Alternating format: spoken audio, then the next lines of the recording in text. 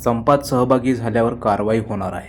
ST महामंडळाने संपात सहभागी होणाऱ्यांची माहिती मागितली. कृती समितीने या कारवाईची जबाबदारी आपल्या अंगावर घेईल का? कर्मचाऱ्यांना हमी देईल का की तुमच्यावर कारवाई होणार नाही? कारण कृती समितीतील बहुतांश नेते हे रिटायर्ड झालेले आहेत, काही बडतर्फ झालेले आहेत, काही स्वेच्छानिवृत्ती झालेले आहेत, म्हणजे त्यांची सेवा बंद आहे. परंतु ते सर्वच एसटी कर्मचाऱ्यांचे नेतृत्व करत आहेत. कर्मचाऱ्यांचं म्हणणं असं आहे की आम्ही 3 तारखेला संपात सहभागी होऊ, पण आमच्यावर कारवाई झाल्यास जबाबदार कोण याची जबाबदारी कृती समिती घेईल का? आमच्या नोकरीला धक्का न लावता आम्हाला न्याय मिळवून देईल का, अशी अपेक्षा एसटी कर्मचारी करत आहेत. ज्या कृती समितीने आंदोलनाची नोटीस दिली त्या समितीची जबाबदारी आहे की एसटी कर्मचाऱ्यांना काहीही न होऊ देणे. खरं तर 3 तारखेला बहुतांश कर्मचारी संपामध्ये सहभागी होणार आहेत.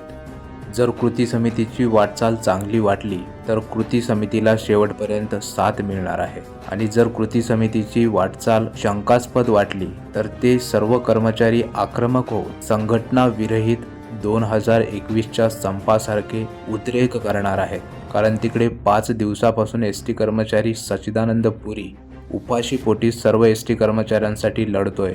5 दिवसापासून पोटात त्याच्या अन्न नाही, आणि तो पण आपल्या हक्काचा 7वा वेतन आयोग मागतोय. महाराष्ट्रातील बहुतांश महामंडळाला वेतन आयोग लागू आहे, म्हणून 7वा वेतन आयोग मागणे ही मागणी पण चुकीची नाही.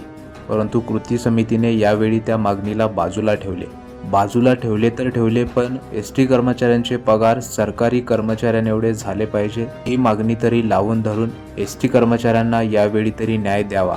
एसटी कर्मचाऱ्यांचा बेसिक फुगला पाहिजे, बेसिकमध्ये वाढ झाली पाहिजे.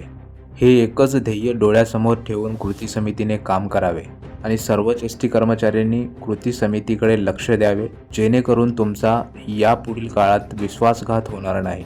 कारण कृती समितीतील नेते कोणत्या ना कोणत्या पक्षाशी निगडीत आहेत, म्हणून त्यांच्यावर नजर ठेवा, कारण ते कधीही बदलू शकतात.